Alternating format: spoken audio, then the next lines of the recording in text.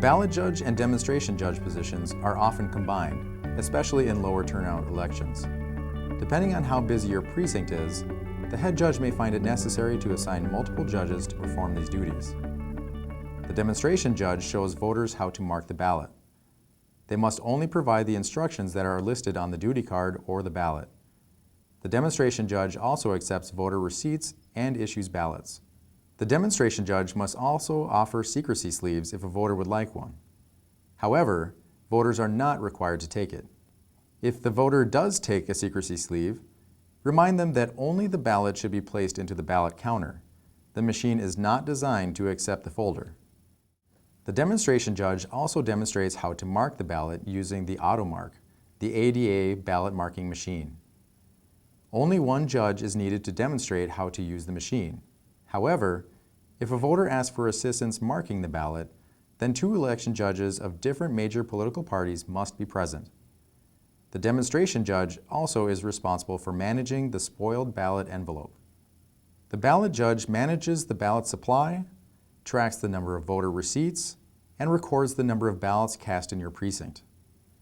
Each precinct is required to submit balanced election returns. That means all ballots delivered to the precinct can be accounted for, and the number of voters matches the number of ballots cast. The ballot judge verifies precinct numbers as ballots are unpacked and counts the number of ballots in each shrink-wrapped pack. 2 election judges must initial each ballot. The ballot judge also maintains the ballot tracking form to track ballots used throughout the day. This activity begins before the polls open and continues until after they close. The form is comprised of 3 sections.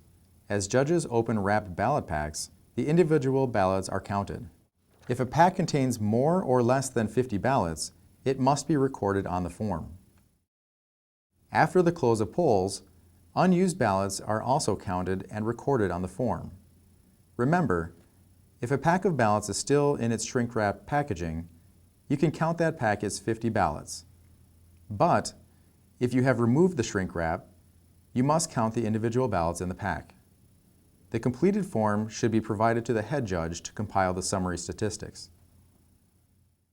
The ballot judge is also responsible for managing the voter receipt and ballot counter audit log. The number of voter receipts that have been issued and collected is recorded each hour. The number of ballots counted by the machine is also recorded on the form each hour. You will find that number displayed on the ballot counter screen. The number of voter receipts should always match the number of ballots cast. You should conduct an audit every hour to ensure that your numbers add up. Be sure to account for voters that are in the process of voting, marking their ballot, or waiting in line at the ballot counter. If there is a discrepancy between the number of receipts and the number of ballots cast, report it to your head judge right away. Voters sometimes make mistakes on their ballot. In that case, they are allowed to trade their spoiled ballot for a new one.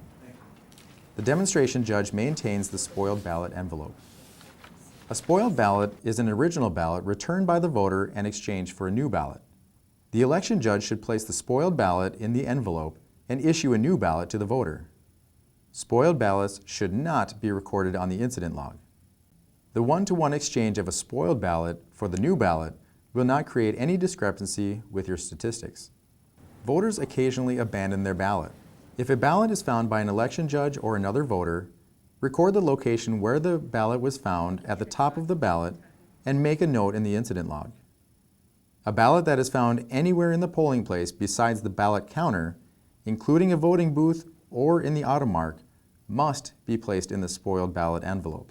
In rare cases, a voter may place their ballot into the ballot counter and leave before it is cast.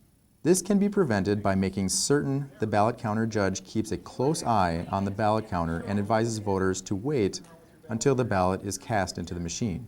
If a voter leaves the polling place and the screen indicates an error message, the ballot for that voter must be cast as marked.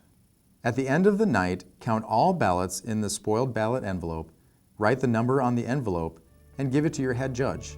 The spoiled ballot envelope should be sealed inside the transfer case with the rest of the voted ballots.